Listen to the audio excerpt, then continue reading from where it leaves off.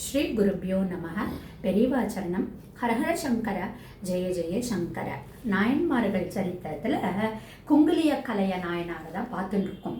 ஒரு தீப ஆராதனை பண்ணி தன்னுடைய பக்தியை வெளிப்படுத்தினா கலைய நாயனாரை தான் பார்த்துட்டு இருக்கோம். வறுமை தாண்டவம் ஆடுறது, அசையும் சொத்து அசையாத சொத்து எல்லாத்தையும் வித்தாச்சு. அப்போவும் அந்த வறுமையிலையும் அவருடைய அந்த தூப ஆராதனைகளையும் அதிதி போஜன் சத்காரம் பண்ணுறதையும் விடவே இல்லை. ஒரு நாள் என்ன ஆறுது, அடுத்த வேளை சமையலுக்கே ஐட்டமே ஒன்றுமே இல்லை. வீட்டில் யாராவது அதித்தி வந்தாங்கன்னா போஜனம் கொடுக்கறதுக்கு ஒன்றுமே ப்ரிப்பேர் பண்ணுறதுக்கு ஒன்றுமே கிடையாது. அதை தவிர இவர் இந்த தூப ஆராதனைகள் பண்ணுறதுக்கும் பணம் பைசா இல்லை. அப்போது இந்த மாதிரி இவர் தவிச்சுட்டு இருக்கிற போச்சே, நான் தான் சொன்னேன், நான் ஒரு இல்லறமை செம்மையாக நடத்தின்னு வந்தபோது கணவனும் அதற்கு துணையாக மனைவியும் கூட நல்லறமாக பண்ணிட்டு இருந்தா அப்படிங்கிறது போச்சே.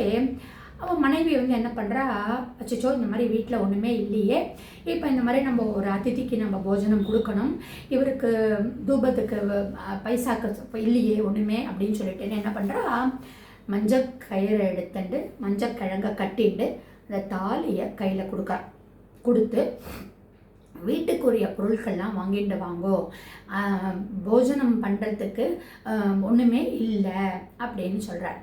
சரி அப்படின்னு சொல்லிட்டு இவரும் என்ன பண்ணுற, அதை கையில் தாலியை எடுத்துட்டு திருமங்கலத்தை எடுத்துட்டு போகிறார். ஏன் திருமங்கலத்தை கழட்டி கொடுத்த அப்படின்னு இவரும் கேள்வி கேட்கல.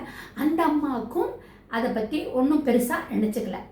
அப்படி இருக்கிற போச்சே இல்லை, நம்ம எப்படி இருக்கோம், கண்டிப்பாக ஒரு நல்ல விதமாக தான் போகும். சரி, இப்போ இவர் அதை எடுத்துட்டு போகிறார். போகிற வழியில் ஒரு வணிகன் ஒரு பொதி மூட்டையை தூக்கிட்டு வரான். இவர் போயிட்டு வந்துட்டு இருக்கிற போச்சு இந்த பொதி மூட்டையிலேருந்து வரக்கூடிய ஒரு இந்த ஸ்மெல் இவரை கொஞ்சம் அட்ராக்ட் பண்ணுறது. ஐயா, நீங்கள் என்னையா பொதி மூட்டையை வச்சுருக்கீங்கோ, என்ன அது பொதி மூட்டை அப்படின்னு இந்த கலைய நாயனார் கேட்குறாரு. இதுவா இது குங்குலி பொதி மூட்டைப்பா, ரொம்ப ஸ்பெஷலானது, அது ரொம்ப ஒரு கஷ்டப்பட்டு ஒரு இடத்துலேருந்து நான் அதை எடுத்துன்னு வந்திருக்கேன் வியாபாரத்துக்காக, அரியது அப்படின்னு சொல்கிறார் அந்த வியாபாரி. எல்லாமே சிவனுடைய லீலைகள் தான். உடனே இந்த குங்குலியம் அப்படிங்கிறத காதில் கேட்ட உடனே இவருக்கு வேறு எந்த வீட்டில் சாமான் வாங்கணும், ஒரு அதித்தி வந்தால் போஜனத்துக்கு வேணுமே நம்ம வைஃப் சொல்லி அனுப்பிச்சதெல்லாம் இவருக்கு மைண்டில் ஒன்றுமே தோணவே இல்லை. அந்த திருமங்கல்யத்தை கொடுத்துட்டு அந்த பொதி மூட்டையை ஃபுல்லாக வாங்கினுடுறார். ஏன்னா அது மாதிரி மூட்டையாக வாங்கி போட்டவர் தானே, அவ்வளோ சொத்து இருந்ததுனால அப்படி மூட்டையாக தான் வாங்கி போட்டுருந்தார். அப்போ இவர் அந்த திருமங்கலத்துக்கு அகெயின்ஸ்டாக அந்த பார்ட்டர் சிஸ்டம் மாதிரி பண்டம் மாற்று பொருள் மாதிரி அந்த பொதி மூட்டையை வாங்கினோடார் அந்த குங்குலியருக்கு. இப்போ என்ன பண்ணுறார், நேராக அந்த குங்குலியத்தை எடுத்துட்டு இந்த பொதி மூட்டையோடு எடுத்துட்டு அமிர்த கடேஸ்வரர் கோவிலுக்குள்ளே போயிட்டு வேற எந்த நினைப்புமே அவருக்கு வரலை. நம்ம வீட்டில் வாங்கிட சொன்னாலே அப்படிங்கிறதெல்லாம் அவருக்கு ஞாபகமே வரலை. ஏன்னா அந்த தூபத்தினுடைய அந்த கந்தம் ஸ்மெல்லும் அதை பார்த்து அவருக்கு ஒரு மகிழ்ச்சி, அந்த பக்தனுக்கே இருக்கக்கூடிய ஒரு மகிழ்ச்சியினால அவர் ஒன்றையுமே கவலைப்படவே இல்லை. அப்படியே கோவில்லையே தங்குற மாதிரி 2-3 நாள் தங்கிடுறார். ஏன்னா வீட்டுக்கு அப்புறம் 2 நாள் கழிச்சு தான் இவருக்கு நினைப்பே வருது, வீட்டுக்கு பொருள்லாம் வாங்கிட்டு போனோமேன்னு சொல்லிட்டுன்னு. ஆனால் நம்ம ஆல்ரெடி சொன்னோம், இந்த வறுமையை கொடுத்து அவர் எப்படி தன்னுடைய பக்தியை செலுத்துறாருன்னு சிவன் டெஸ்ட் பண்ணுறதுக்கு தான் இது எல்லாமே அரேஞ்ச் பண்ணியிருக்காரு. அப்போது எப்போ அந்த திருமங்கல்யத்தில் அந்த பொதி மூட்டை வாங்கினாரோ அடுத்த செகண்டே அவருடைய வீடு மாளிகையாகவும் அந்த பெண்மணி அவருடைய மனைவி அப்படியே ஜுவல்ஸ்னால் அலங்கரிக்கப்பட்டவளாகவும் அப்படியே எப்படி முன்னாடி இருந்தாலும் பொண்ணும் பொருளுமா வீடு அமைஞ்சிருது. எப்படி சுதாமா ஒரு அவல் சாதாரண ஒரு அவலை தான் கட்டி எடுத்துன்னு போனார் கிருஷ்ணரை பார்க்கறதுக்கு. ருக்மிணி கிருஷ்ணர் ஒரு பிடி அவல் எடுத்து சாப்பிட்ட உடனே அடுத்த பிடிக்கு கையை வைக்கிற போச்சே ருக்மிணி தடுத்துடுறா.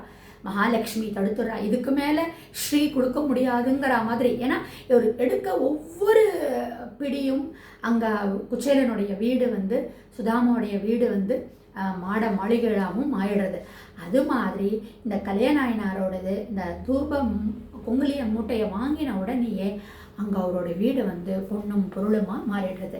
இவர் தான் 2 நாள் 3 நாள் போகாமையே இருக்காரு.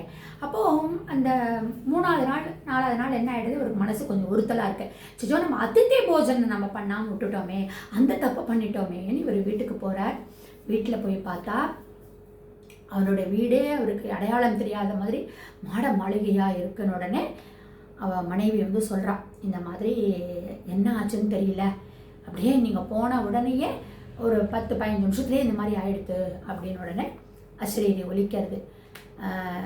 சிவன் சொல்கிறார் அஸ்ரீரியா, பக்தா உன்னுடைய இந்த குங்குலிய கைங்கரியத்தை எல்லாருக்கும் உலகத்துக்கு தெரியப்படுத்தவே நாங்கள் இந்த மாதிரி ஒரு வறுமையை உனக்கு கொடுத்தோம். மறுபடியும் உன்னுடைய இந்த பணக்கார இந்த இது வந்து உனக்கு இருக்குது. நீ வந்து என்னுடைய இந்த ஆராதனையை தூப ஆராதனையை நீ எப்பொழுதும் போல் பண்ணிட்டு வா அப்படின்னு சொல்லி இனிமேலிருந்து உன்னுடைய பெயர் வந்து குங்குலிய கலைய நாயனார் அப்படின்னு வரும் அப்படின்னு சொல்லி இவருக்கு வந்து அந்த பட்ட பெயரும் வந்துடுறது. ஸோ என்ன ஆகுது அப்படின்னா, இந்த ஒரு நம்ம நேற்று கூட இந்த அப்பருடைய ஸ்லோகத்தை சொன்னோம்.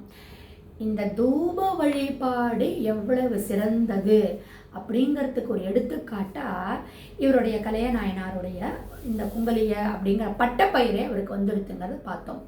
இவருடைய வாழ்க்கையில் இன்னும் நடந்த ஒரு அற்புதத்தை நாளை தொடர்ந்து நம்ம பார்க்கலாம்.